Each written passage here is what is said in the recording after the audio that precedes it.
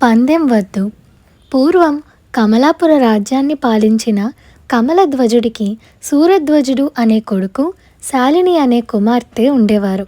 సూరధ్వజుడు పేరుకి తగినట్టు మహాసూరుడు. అతను అన్ని వీర విద్యలు అభ్యసించి ప్రవీణుడయ్యాడు.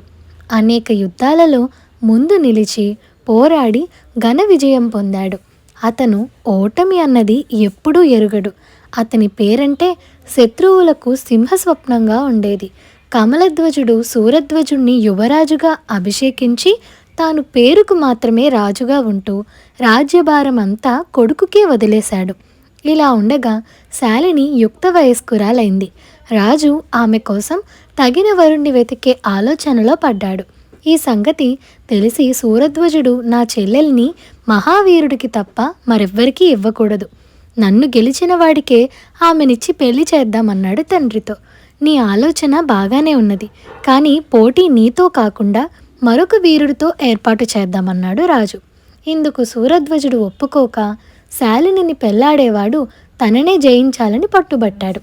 ఈ విధంగా అతను ప్రకటన కూడా చేయించాడు. కొంతకాలం పాటు రాజకుమారులెవరూ ముందుకు రాలేదు. సూరధ్వజుణ్ణి జయించగలమన్న నమ్మకం వారికి లేకపోయింది. కానీ చివరకు శ్యామల దేశపు రాజకుమారుడు వాయువర్మ అనే వ్యక్తి సూరధ్వజుణ్ణి జయించి శాలినిని పెళ్లాడతానని వచ్చాడు. వాయువర్మ అన్ని విధాలా శాలినికి తగిన వరుడని రాజుకు తోచింది. శాలిని కూడా అతన్ని తన భర్తగా వరించటానికి సిద్ధపడింది. అయితే ముందుగా వాయువర్మ సూరధ్వజుడితో పోటీ చేసి గెలవవలసి ఉన్నది. ఆ పోటీకి ఒక మంచి రోజు నిర్ణయించి వాయువర్మకు రాజభవనంలోనే బస ఏర్పాటు చేశారు. అయితే రేపు పోటీ అనగా ఒక దుర్ఘటన జరిగింది. రాజకుమారి శాలిని ఉద్యానవనంలో ఉండగా కొందరు దుర్మార్గులు ఆమెను బంధించి ఎత్తుకుపోయారు. సూరధ్వజుడు వాయువర్మను పిలిపించి, నా చెల్లెల్ని ఎవరో దుర్మార్గులు ఎత్తుకుపోయారు, ఆమెను వెతికి తీసుకురావటానికి వెళ్తున్నాను, మన పందెం మాట తర్వాత చూసుకుందాం అన్నాడు. ఆమెను వెతకటానికి నేను కూడా వస్తాను, ఆ దుర్మార్గుల నెత్తురు కళ్ళ చూడవలసిందే అన్నాడు వాయువర్మ. ఇద్దరూ ఆయుధాలు ధరించి బయలుదేరారు. వారు మొదట ఉద్యానానికి వెళ్లారు. అక్కడ పరిశోధించగా శాలినిని దుర్మార్గులు ఎటుగా తీసుకుపోయినది తెలిసింది. బుద్ధిశాలి అయిన శాలిని తాను పోగు చేసిన పూలను దారి వెంట వేసింది. ఆ పూలు కనిపించిన దారినే సూరధ్వజుడు వాయువర్మ వెళ్ళి నగరానికి చాలా దూరంగా ఒక చెట్టు కింద కూర్చుని ఉన్న ఒక యోగిని చేరారు. యోగిని దాటాక పూల జాడ కానరాలేదు. ఒకవేళ శాలిని వద్ద ఉన్న పూలు అయిపోయి ఉండవచ్చు. అందుచేత యువకులిద్దరూ యోగి వద్దకు తిరిగి వచ్చి, అయ్యా, ఇటుగా ఎవరైనా ఒక స్త్రీని బలాత్కారంగా తీసుకువచ్చారా అని అడిగారు. అవును, 4 బలాఢ్యులు ఒక స్త్రీని మోసుకురావటం చూశాను.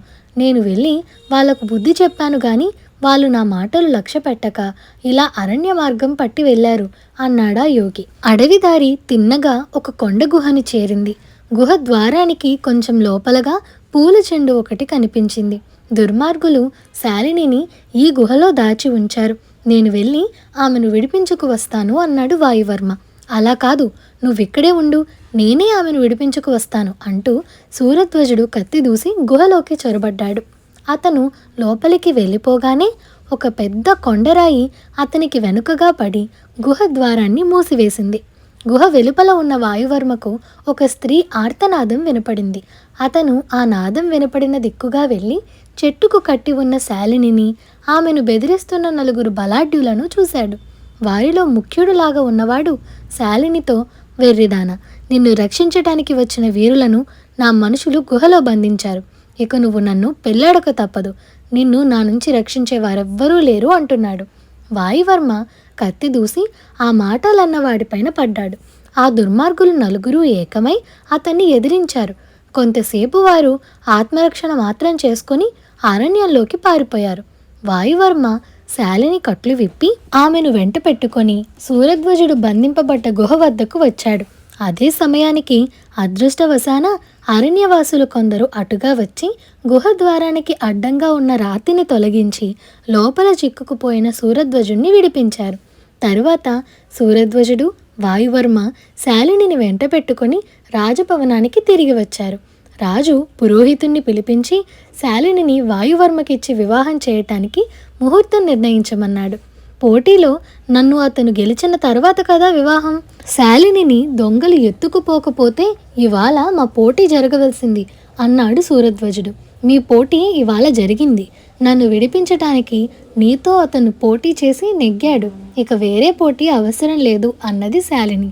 సూరధ్వజుడు సిగ్గుపడి తల వంచుకున్నాడు. శాలినిని దొంగలు ఎత్తుకుపోవటం అంతా రాజు శాలిని కలిసి ఆడిన నాటకమని ఎవ్వరికీ తెలియలేదు. ఇదండి ఇవాల్టి కథ. ఈ కథ మీకు ఎలా అనిపించిందో మాకు కామెంట్ సెక్షన్లో చెప్పండి. అలాగే మీకు ఈ వీడియో నచ్చినట్లయితే like, share, subscribe to Priya stories Telugu. Thank you for watching.